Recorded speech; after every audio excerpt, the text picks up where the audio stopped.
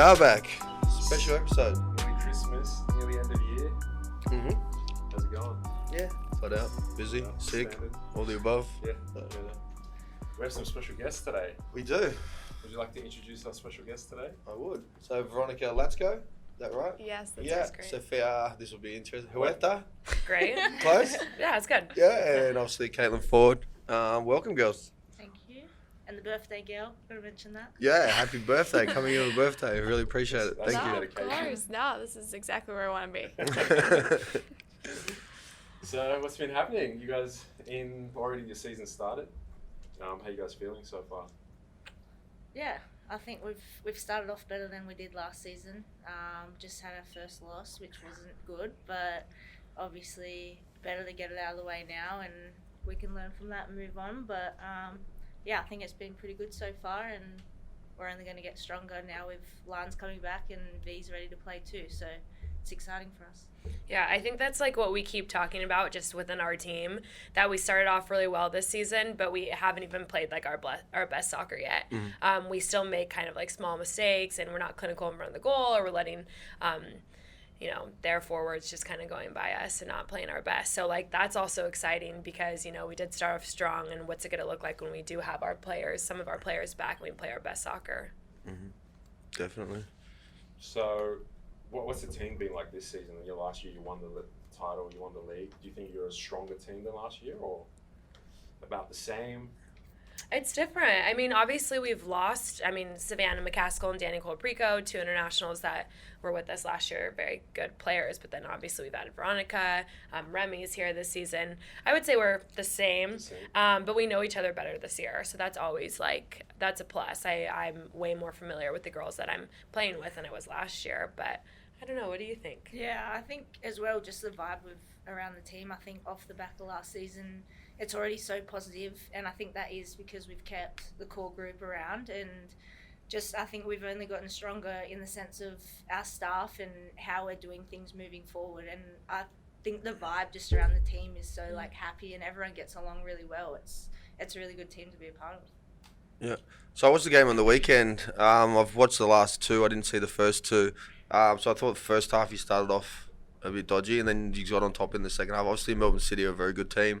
But it's going to be interesting to see. Obviously, you've got players to come back that are going to make a massive difference. You've seen Lana Kennedy come on in the second half, and then you killed it for Adelaide last year. If you killed it for Adelaide, I can't imagine what you're going to do for Sydney, which is exciting to see. How does that feel leading into the derby next week? So obviously, you've played Wanderers. You've played them a lot of times, and it's a different look Wanderers now. So it's a game probably you'd be expecting 3 points before. How does that look now moving into the derby? Yeah, I think, I've kind of never been a bit worried going into a derby. They've never beaten us, and I've never felt like they could or would. And I think with the team they have some really good players. So it's going to be a very even game. And yeah, I don't know. It's I'm excited for it because it's going to be a fun game. But yeah, as I said, they have good players, so they're better than what they have in past seasons. Well, and just nothing. But also they're undefeated. Like as of last week, we were all kind of at the top of the table, and they're still. They're there now. And we obviously play and you too, because you play for Portland. But we play with a couple of the internationals back home, and they're obviously class players. So seeing them here and what they've been doing in the league so far, you see Kristen with 4 goals already, Lynn with a few assists, Denise Sullivan is obviously a international star as well, and Sam Staub is a rookie in the league, and she showed well for herself. So they're just like a completely different team than they have been in the past. But it's exciting. I've been playing against Lynn since I was 18, so I'm excited to play against her again. And obviously Veronica will be playing too, so it definitely will be a fun game to play. And then obviously Amy is there, so I'll be interesting.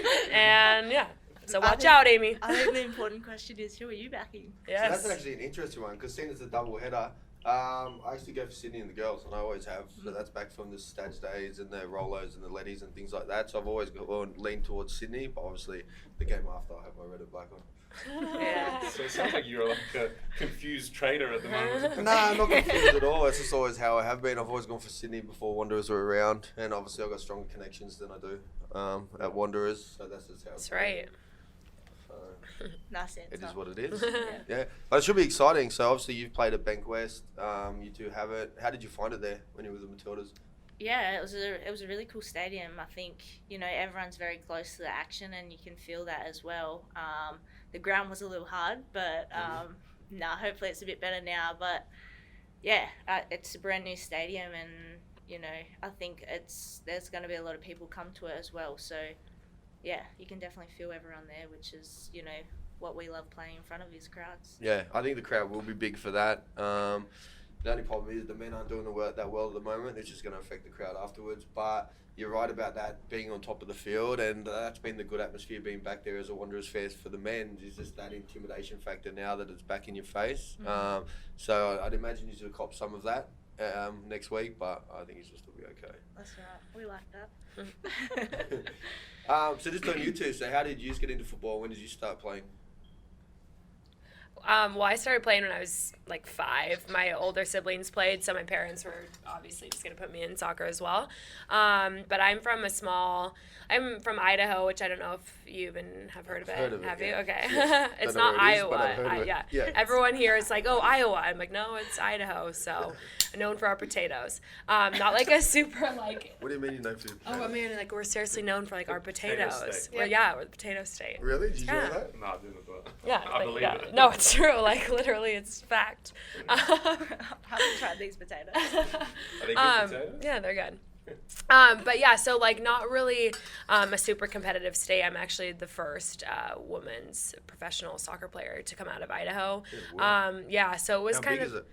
Well, It's a big state. it's a big state, but there's Boise, and there's like 200,000 people there, and that's pretty much it. That's the only state in Idaho that's like a big state. The rest are like really small states. But yeah, so like I never really knew where soccer was going to take me. I obviously, from a young age, when I started getting recruited, knew that there was a future there in college at least, but I didn't know where it would bring me after college. And then I went to Santa Clara University. It's in Northern California.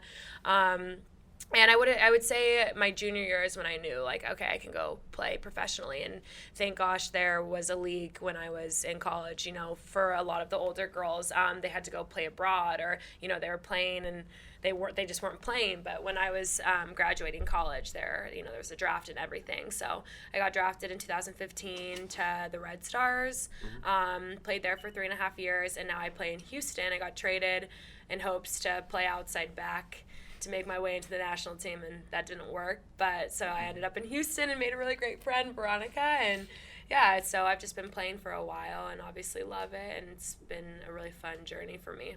So you played for both Mexico and Oh yeah, I left USA? that part out. Yeah. Yeah, so my dad's from Mexico and my mom's from the States, and I played for Mexico. I went to the U20 World Cup with Mexico, and then played with their full team just for like 4 games, but none of them were FIFA regulated, so I never got cap tied. But I kind of knew the whole time that I was playing with Mexico, like this is just kind of an opportunity for me and great experience, but not going to be like my future. I know that I really want to try to eventually make the U.S. team. So my sophomore year of college, I stopped playing for them. They would continue to call me in, but I just knew, like, no, I want my chances with the U.S. to happen. And then I think about like a year and a half ago, it was like September of 2018, I got my first cap with the United States, and I had to like go through the whole FIFA process of changing my not my nationality, but I wouldn't. Your allegiance. I guess, yeah. And that took a couple months, but then yeah, I played for the States. I think I have 8 games with them, and then I was also the first person to ever play against the U.S. and for the U.S. That was interesting because when I played on Mexico, we played the U.S. Yeah, well. We lost 8-0, but, you know, I was there. Sick. I think that was when I realized, like, nope, I'm going to play for the U.S. Try. But, yeah, so. Interesting. And what about you, birthday girl? I mean, my story is not as fun as being able to play for both Mexico and the U.S. I am purely U.S., Pittsburgh, born and raised. So that's just like on the western side of Pennsylvania. I don't know if you guys have heard of it. Yeah. That's the Amish state, isn't it? Kind of. Yeah. A little. That's like central PA, so you have like Pittsburgh, which is the best part of Pennsylvania, and then you have Philadelphia on the east, and then in the middle's all Amish land. So, but yeah, just grew up playing probably like around 5, 6, wherever young you are when you're starting to play like the young like grasshopper league soccer. And Pittsburgh's it's now becoming a bigger hotbed for soccer, but it wasn't huge, so recruiting-wise for college was a little bit difficult. I got really fortunate that the University of Virginia was able to like come out to some of the events that we were playing at and got recruited there and was able to play with some awesome Sydney FC alum, Danny Colaprico and Emily Sonnet, which are both fantastic humans on and off the field. But yeah, no, I mean, playing college at UVA was pretty much like the turning point for me where I was like, okay, like I think I could actually try to pursue a pro type career. And I had no idea whether or not I'd get drafted or not, and kind of went into after my 4th year at college thinking, well, this is a toss-up between if I'm going to be here for my senior year and be a regular human student or if I'm going to be playing pro soccer. And I was fortunate enough that the Houston Dash decided to pick me in the draft and made the team and made amazing friends once this one decided to switch from Chicago. But yeah, no, I mean, it's definitely an adjustment, especially with Houston heat. I don't know if you guys have heard how that climate is down there.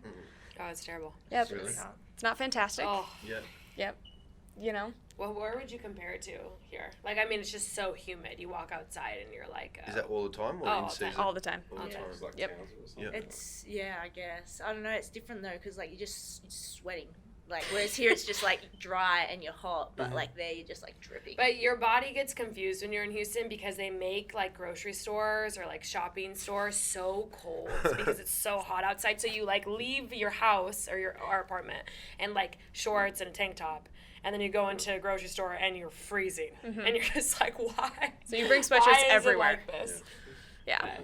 So were you involved in any of the youth national teams? No, I've never been called into national teams from my young age up until now. So hoping that this new knee will change things. But yeah. Yes. So you all obviously play both in America and in Australia. Did the season that you had here last year, does that go back to America? Does that increase the way people look at you over there?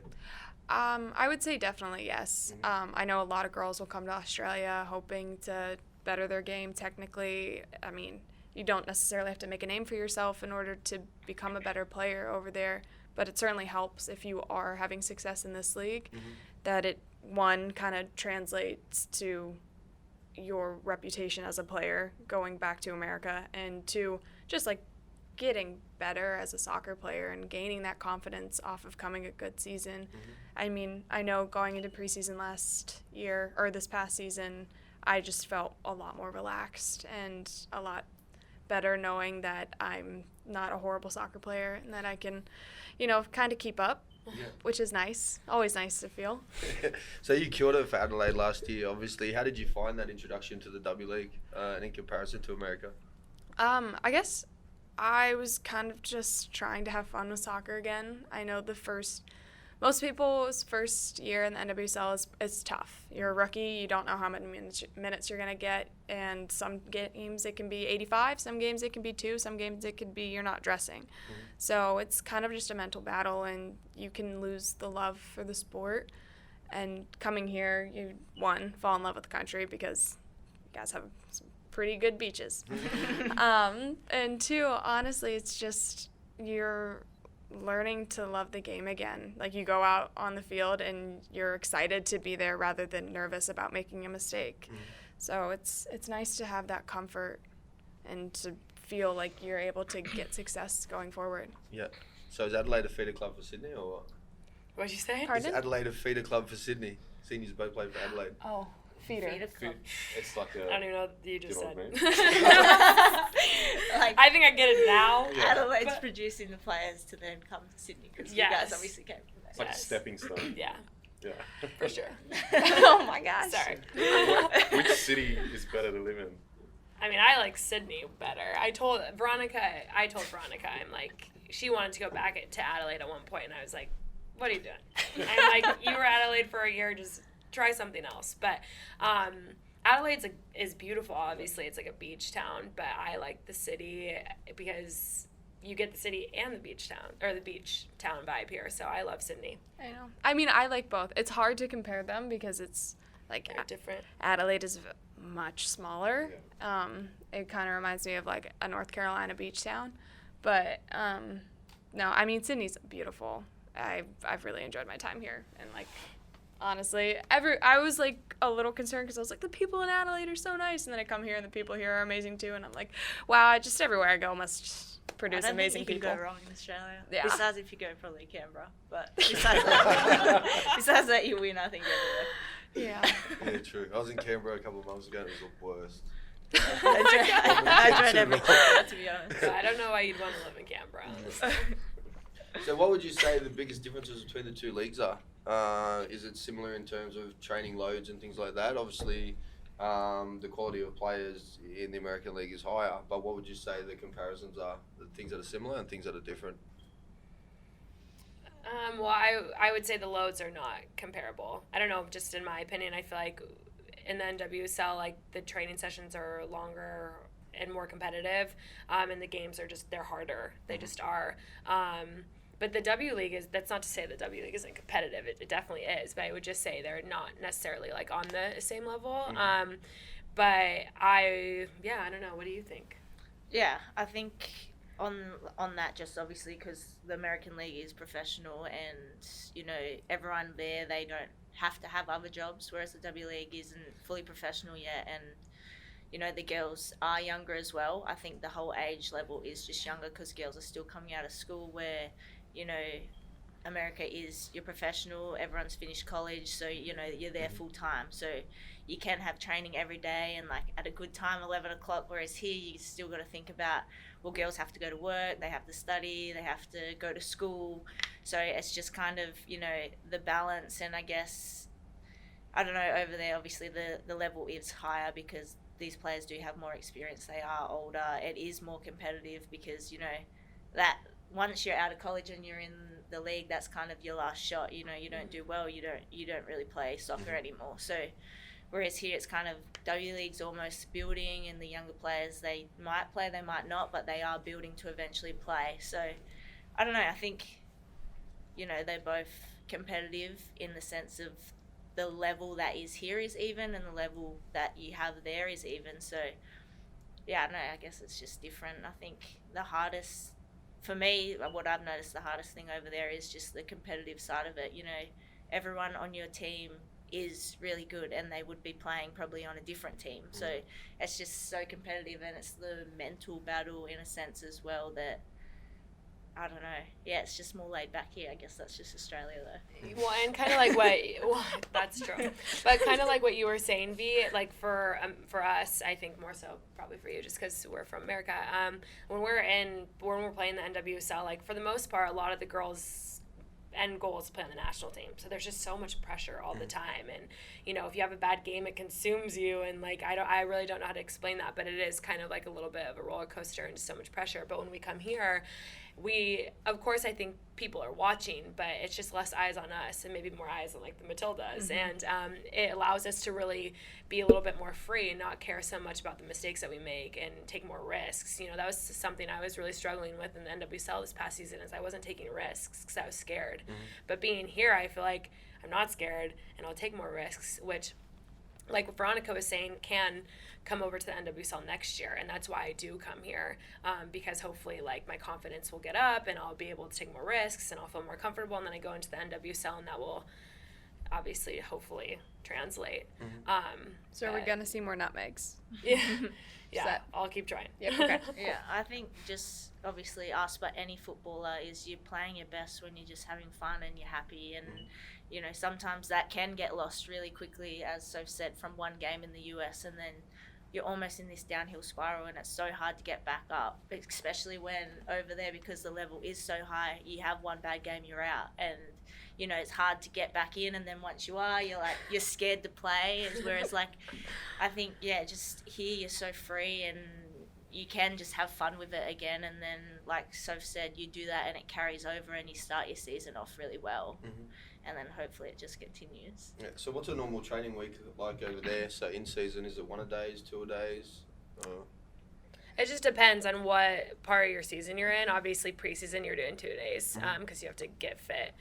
That's another great thing about playing in the W League is you don't have to get fit. You're already fit. Yeah. And they know that. So you get some time off before you have to play the season. But I would say for the most part, like if you have a game, you have the next day's recovery, and the next day after that is off, and then you have training every day up leading into the game. And then obviously your loads are different depending on when your games are that week, but sometimes we'll have games like 3 times in 1 week. You know, you'll have your Saturday game, a Wednesday game, and a Sunday game, and that can get really taxing. And obviously the coaches do try to like rotate players if they are able to, just depending on like where they are on the table and stuff. But, you know, it's pretty consistent. You have, like, the same training schedule every week for the most part, whereas here, like, you know, sometimes we'll just have a day off for maybe not, I don't know, he'll just be like, oh, we have a day off. So it's just a little bit different, like we said, more, like, laid back and relaxed here, but...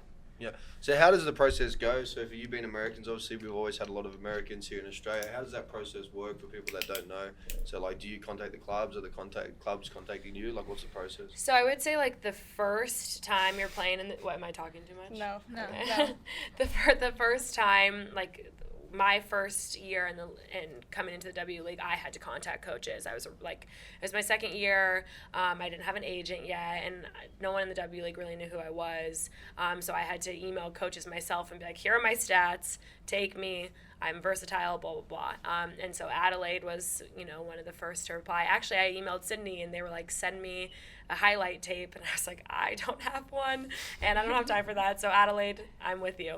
But then obviously I played for Adelaide, and then other teams saw me. And so now going forward, playing the W League isn't the hardest thing for me to do because other teams and coaches have seen me play. So that's obviously something I'm really thankful for. But for me, the first year, yeah, I had to reach out. And now that I have an agent, he obviously will do that for me. Yeah. No, I mean, same. I think I emailed like every team probably 3 times. And eventually it was actually Soph that helped connect me with Adelaide. And that kind of, I don't know, it was... Opens the floodgates. Yeah. Then Sydney wanted you. And then it was nice. Now we're here. Now we're here. Was there other leagues you kind of contacted to play in, or you just kind of wanted to Well, go to Australia? this league is the best because it doesn't overlap with the NWSL. It like literally works perfectly. You know, you have your 7 months in the NWSL, you get 3 weeks off, depending on how far you make it. Houston, we don't make it far, so we have Yes. 3 weeks off. Yes. And then you come play in the W League, and then you're done, and then you have a couple weeks off, and then you play in the NWSL. Whereas if I wanted to play in another league like Europe or somewhere else, like I wouldn't be able to play in the NWSL. And for me, the NWSL is a priority because that's how I'm going to be seen more than anywhere. But yeah, the it really does work perfectly. And just kind of going off of what we were saying about why the W League is so ideal for us. In like college, you don't play full year round. You know, you play in the fall, and then winter you're not really touching the ball very much, and then spring you're touching it like twice a week for 2 hours. They have like a time restriction on it and everything. So and then you go into the NWSL and you play for 7 months, and that's the most you're ever really playing. But if you play in the W League, you're actually playing all year round. So it's the first time that you're actually getting so many hours and touches on the ball, and that's why I think we notice such a difference when we do play in both leagues. I don't think it's a coincidence that after I played in the NWSL and the W League is when I started getting called up to the national team, because I finally was able to get the amount of touches that I needed to like go to my next level. But I think I got off topic here. What were we talking about? What was the question? What were we talking about? The leagues. Yeah. Why I play in the W League. Yeah, they work well together. Yeah. Sum it up. It's like one league. Brings back college Yes, it memories. really is. Starts reminiscing. It really is like one league. It is. I mean, there's no break, which sucks, but you know, it works. So obviously the American team's been dominant for a long time. The national team, what things are they doing over there? I probably would imagine you wouldn't have seen too much of what happens with our youth set up here, but what are they doing over there that's producing the quality of players that they've got and why they're so dominant in women's football? I think it's your college system. Yeah, we were just Yeah. talking about this the other day. Back to college. Yeah. The good old days. I mean, one, there's just more people in the United States, so, you know, obviously. And I just think we're, like, more developed soccer-wise. I mean, with how we do, like, we have ODP, now we have, I didn't do it because I was too I old. don't know. There's so many different things now. Yeah, there There's a are- whole bunch of youth leagues and academies and.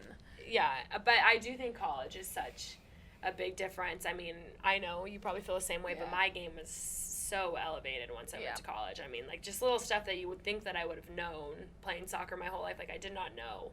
And when I went to college, like, they really, really, really spend time watching film, and that's the first time you watch film in Yeah. your life, obviously. Like, and you don't watch it in club. You know, you're spending so many hours on the ball, you're doing weight training, and it's like, I would say that has a big thing to do with it. Yeah.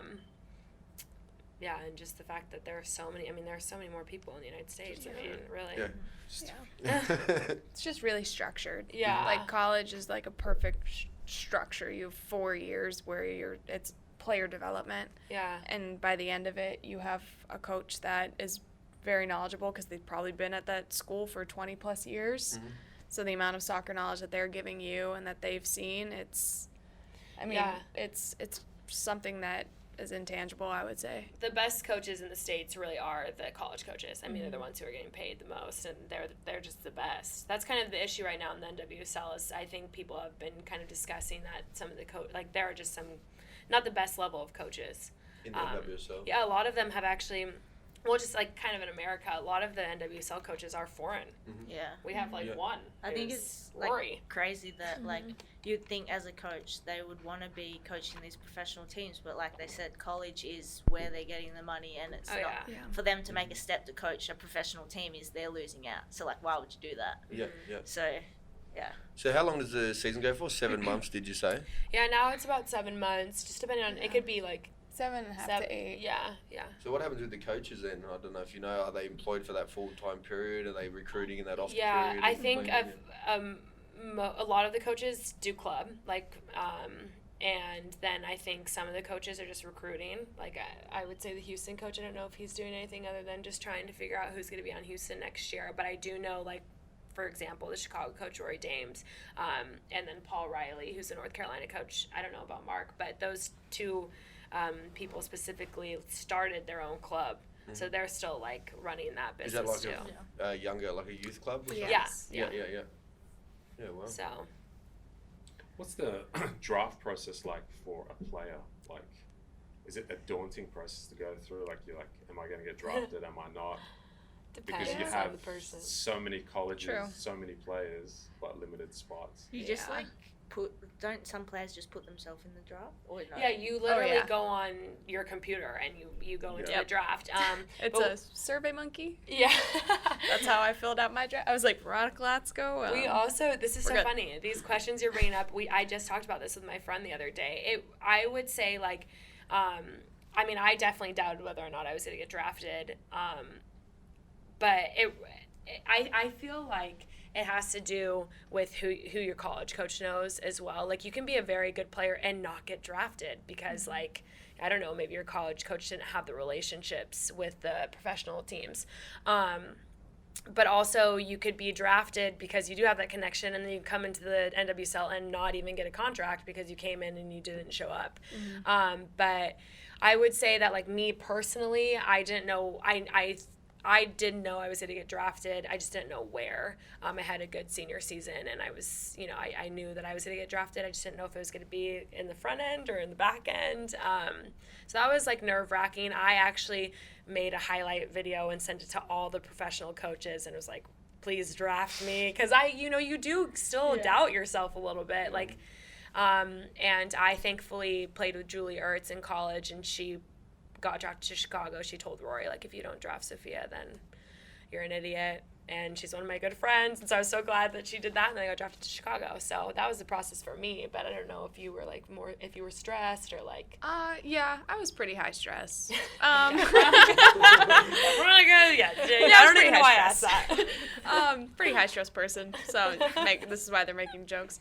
But yeah, I mean, I had a good college career. It wasn't like anything like stand out. Like our team did well, but we were a team. It wasn't like I was scoring 20 goals a season. It was like just everybody was a team effort to win every game. There wasn't one shining star.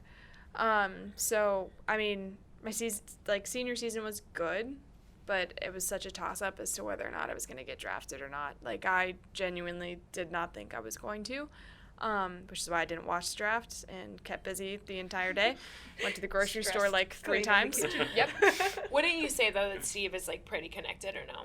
Yeah, I mean, my college coach, Steve Swanson, is incredibly connected and probably did so many things behind the scenes for me to get contacted by Houston and to get drafted by them, but yeah, he probably had a huge say in what was going on, and I was just high stress looking in the grocery store aisles for like 4 hours. So how does that draft day work? Is it the same as what you see with like the basketball and the gridiron and that you're actually somewhere, or? Yeah, they have. Yeah, you can go to the draft. Obviously you have to like pay your way to go there, and if you're not sure where you're gonna be drafted, like for me, I really wasn't sure, and I was like, I'd rather be with my best friends and like the closest people to me while I hear it. But people go there, especially if you know you're gonna be. Yeah. Like we talked about Emily Sonnet, she was the number 1 pick, so she probably should go be there. But yeah, that's how it works. You definitely have like a draft. Last year I was in Chicago. I don't know where it is this year, but it's Baltimore. Yeah, I just listened, and I was in my college apartment. All my best friends were around. We just listened on like the radio, and I was just laying there waiting. Where'd you come in? 11.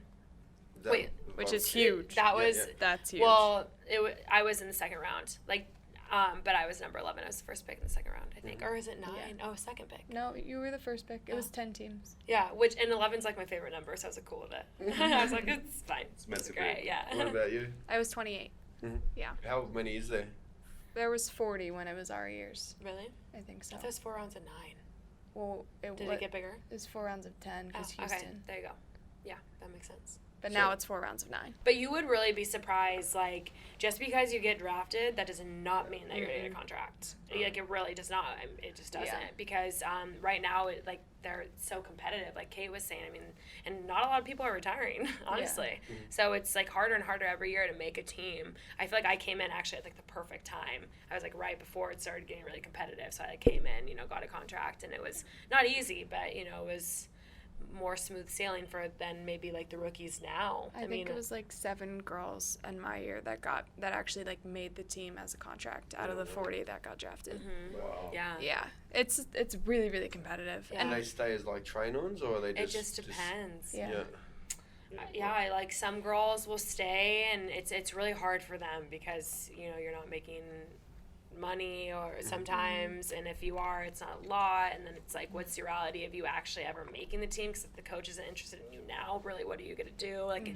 it's really hard for them, and some players just go play abroad, and then other players, like Kate said, are just done because you realize, like, I'm not going to have a career in this, and if you're not on the national team, being in the NWSL right now isn't the most, like, sustainable life. It's getting better, though. I mean, the minimum has gone up. I mean, when I came into the league, the minimum was $6,000. Yeah, well, what is it now? I think it's like 20. 20? Yeah. Yeah. Which is it's definitely gotten so much better. Yeah. And the max was like 30, I think, when I was in, and now it's 50 something. So it's getting better. Yeah. I don't know. I'm not making it, so I'll let you know when I get there. So players have to finish college and then go? Can I say I'm an outstanding 17-year-old? Can I put my hand up to be drafted? Or if they see me play somewhere else in the national team or something, is that how it works, or you have to do college? Well, it's risky. Like, most people are like, you need to get a college degree, because if soccer doesn't work out for you, which is very slim, like, you're not going to get a great job in America if you didn't finish college. Yeah. And some you people lose can. that scholarship too. Yeah. Like Yeah. you lose if by going to college and playing soccer, you pretty much get like a $200,000 scholarship. Yeah. So it's I like think Lindsay's a good example of someone that has done Lindsay it. was the first, who Kate's really friends with, was the first ever women's soccer player to go from high school to professional. Yeah, She was the wow. first. Yep. And now Mallory Pugh is the second one to do it, and she went to college for a couple months and was like, okay, I could be on the national team making so much money. Like, so then she forewent it. Because if you're in college, you can't be paid like Yeah. Yeah. professionally. So And then now Tierna Davidson is the next one. She made it to her junior year, and then she was on the national team, and she was like, I'm not going to go to my senior year. And so people are starting to do it. I think it will become more of a thing that happens, especially if the league is more like stable and solid. Like if you can make a career out of it, like yes, why not? But I do think in America it is really important to get your degree. It just is. Yeah. Um, Because it's happening a lot in the other sports, isn't it? Like the basketballs, we know we've got some here in Australia now that are skipping college to come here and then make themselves eligible. with basketball, Yeah. I mean, it's just such you can't even compare the two because it's like right now in America, basketball you have to go 1 year, but it's like even if you go play basketball for 2 years in the NBA, you're set. You're making millions of dollars. Yeah. If you do that, the NWSL, but yeah, people are obviously doing it in other sports, but we're just not on that level. Yeah. Is that really the top 50,000 for, let's say, the best player in the NWSL? it's something around Well, then that's the max for your regular NWSL player, but national team players aren't paid by the league; they're paid by the U.S. Yeah. and then foreigners are Paid by both or just by the national team? just by national team. Yeah. Oh, wow. So I think it's just their salary they're required to play in the NWSL. Yeah. I guess to keep it Yeah. at a good level. I think there's something like 1 or 2 players can go overseas to play For or yeah. something like that. Yeah. So like their whole team can't go abroad. Yeah, It's wow. only like selected players. Yeah. So it's just a different Yeah. I don't know kind of thing. How the whole thing works different to anywhere else. But thankfully, there's other ways to make money. Like if you're sponsored by a brand, if you have just like I don't know, other companies who want to sponsor you. Like there are other ways to make money. Yeah. But for Just even during the season, like some of the girls, that aren't even the bigger player names, but there's so many young girls that they can just coach, and because they are a Thorn or a Houston Dash whatever player, Yeah. that all these young girls want to be trained, and like Is that it? the parents over there are kind of crazy. Like they will pay a lot of money to they'll pay the have. big bucks. So like there are other ways easy My once you parents are do there that. to Yeah, be able to yeah. do it. And Yep. again, it's just there's so many people and there are so many young girls that want to just make it. So they'll do whatever they can. Well, and that's another reason why coming to W League is just like so great because you never stop getting paid. you have year-end You know, income. if you're in the NWSL, you only get paid your 7 months, and then the next few months you're not getting any income minus, unless you're being sponsored, which is what I already talked to you about. But coming here is another way to make money year round, and not that it's all about money, but But it's all it's all about. about money. But it's a bit. Yeah, it's interesting. Like I suppose you're talking about the college stuff it's a lot easier because they already have the infrastructure for the other sports, and the colleges have so much money and there's like the TV rights, so it's a lot easier to kind of get the kids and develop them properly. But here we don't have any of that. Well, and I think it's like motivation for the parents and the kids to want to be put into soccer. It's like, okay, if I can, invest in my child, they can get a scholarship somewhere. And like, there's so much more to than just your college being paid for. I mean, you gain so much from playing this sport. I mean, it literally has defined us our whole life, and I've gained so many friendships, memories, and just like work ethic and so many things from it. Like, I think it really is such a great investment for parents to start doing, whereas like if getting a scholarship wasn't a thing, I don't know if my parents would have spent thousands and thousands. I mean, club soccer is expensive in the States of dollars. Yeah, exactly. To I don't know. I don't think they would have done it if college wasn't an option, Yeah, and it gives you like people an opportunity that like otherwise wouldn't be able to afford certain colleges the ability to go to college. Like going out of state, I know I wouldn't be able to go to college out of Pennsylvania because you have in-state tuition, which is significantly cheaper than going to a different state and going and having to pay that tuition. So it just opens up doors, it's really nice. Yeah, that's good. It's Yeah, it's a shame Australia doesn't have something like that, but it's good. So, plans in the future. Would you guys leave the US and play like abroad in Europe or somewhere else? Because right now there's a lot, especially in women's football, Europe is starting to explode. Yeah. I really want to play in Europe, but it's just so difficult because for me to play in Europe, I'd probably have to go to like a lower team just because I'm not on the national team. And the better teams take players who are on their national team who have played in 75% of the matches in that year. So like me going to Europe right now, it doesn't make sense because I wouldn't be going to a better team than I'm at now.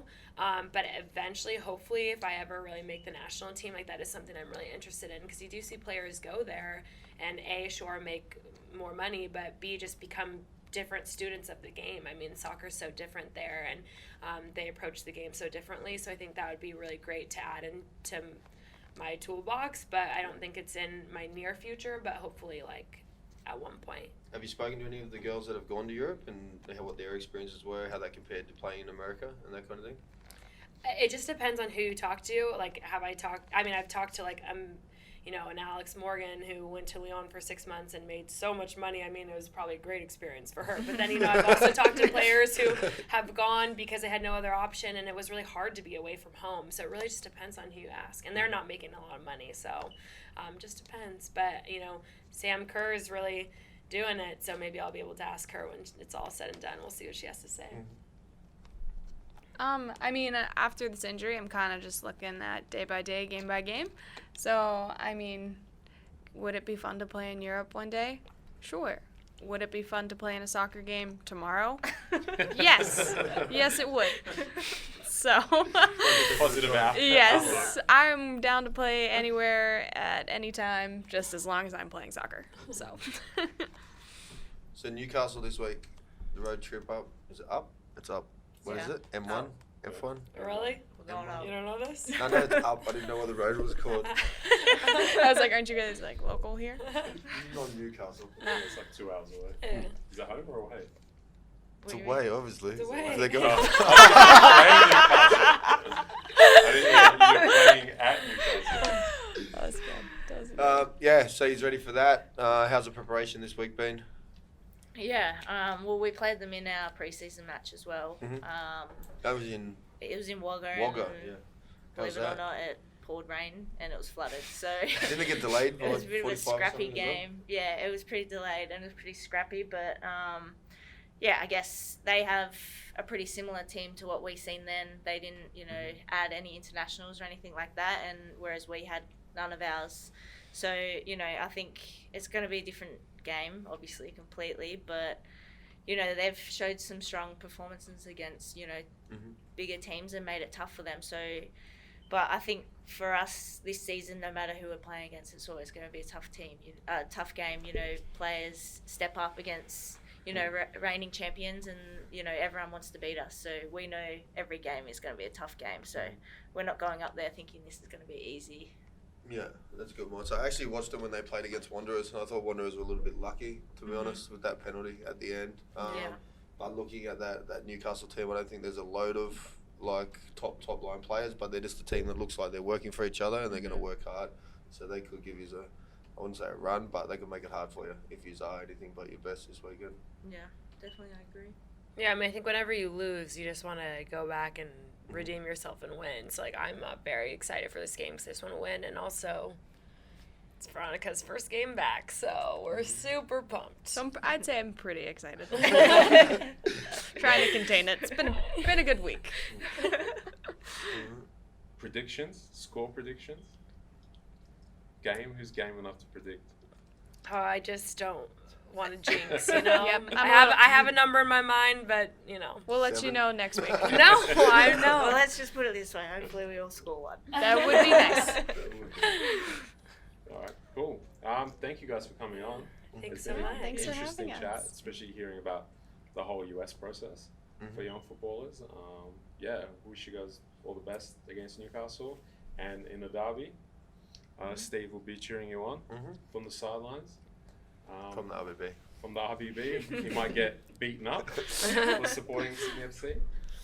But yeah, hopefully you guys get a win and have a good season and maybe back-to-back championships. Thanks so Awesome, much. thank I just you. want to give a little shout out to First Phase because last year Kate and I came here a couple times, and like the game after we came here, we scored some pretty bangers. Some bangers? Yeah. Pretty big. And Some pretty bangers. Yeah. So thank you. And I feel like whenever I don't come in here, I don't score. And I didn't come in last week, I didn't score. So I'll see you tomorrow. See you then. All right, thanks, guys. Thanks. Thanks. Thank you.